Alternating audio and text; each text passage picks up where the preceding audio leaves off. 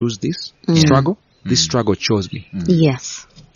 And the other thing is to quote a book which says it's okay to not be okay. Yes. Us as men, Jamaz, we're told, man, be hard, be strong. It's a lie. Walitudanganya. They lied to us. They took us for a ride. Sounds and I'm getting up. Nah, man, it's a lie. It's a lie. So men should cry. Men should let out their emotions. Men should be allowed to be weak and vulnerable. Society has boxed men into a corner.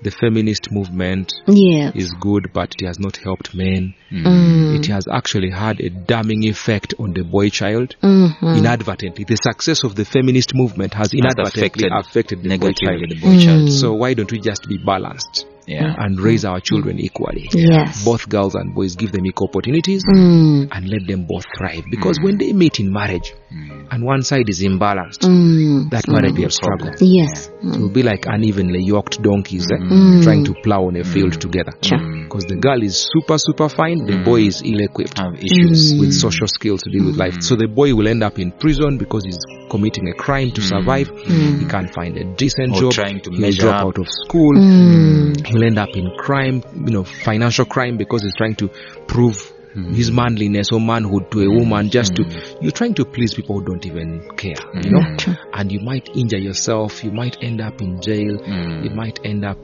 hurting yourself, and so on and so forth. Jail is, I think, for me, jail is like the smallest part. It's the generation that we are, as in, he might end up in jail, yes. But what about the generation that is coming after him? Because we move in generations.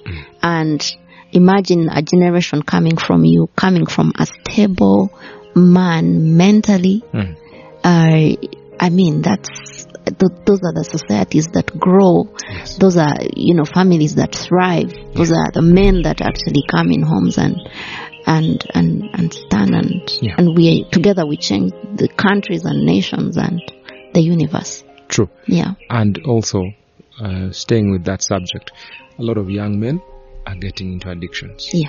True. Substances in schools. Gummy bears. Yeah. Cookies. Brownies. Yes.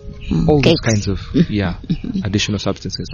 You'll be surprised and shocked at how much methamphetamine is in Kampala.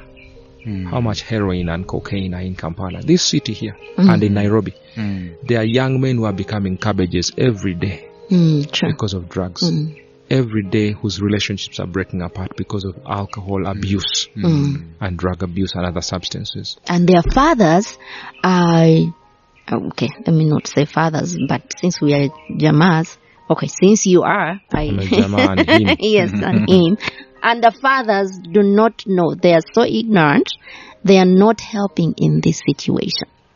So most parents would sit down this kid down and break them down into pieces and not actually help them recover from the addictions and so that means damaged men are damaged families. Men. Yes.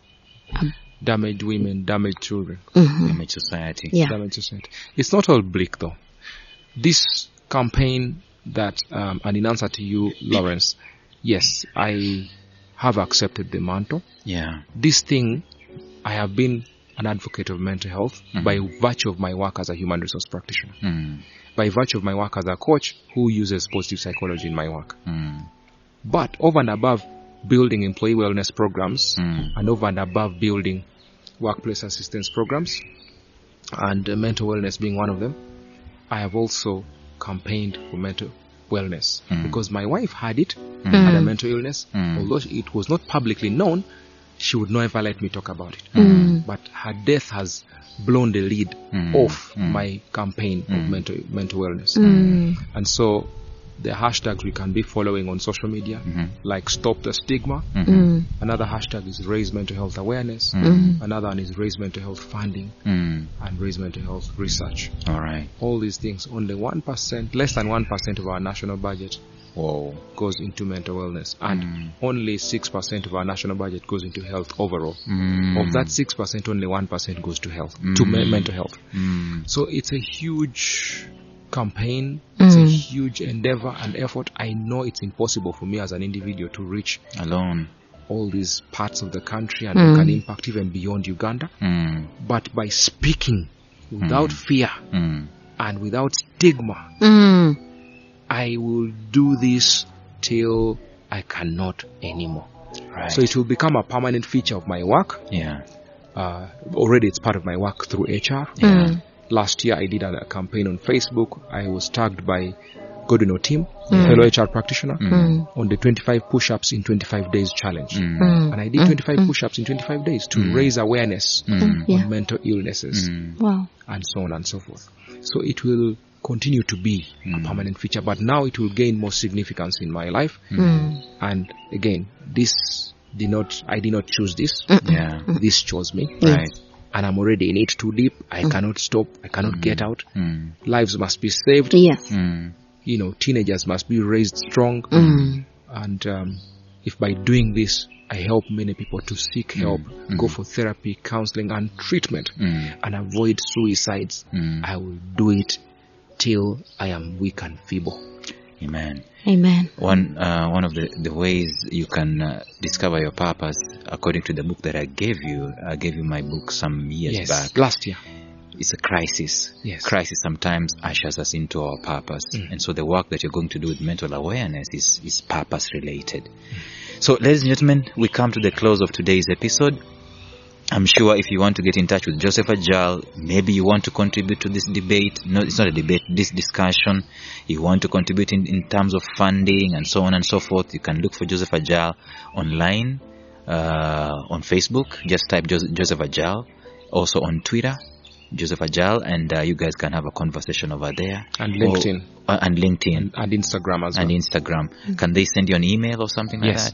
My email address is joseph@precisionhr.co.ug. That's my official email address. My alternate email address is on Gmail. It's joe.ajal.ja@gmail.com. Joe is JOE. .ajal.ja@gmail.com. All right. So we come to the close of today's episode. It's been very, very, very informative. And thank you for the boldness and thank you for the time. We don't take it for granted. We do this for God and for our country. Blessed be the name of the living one. Until another time, guys, bye-bye. Bye. Bye.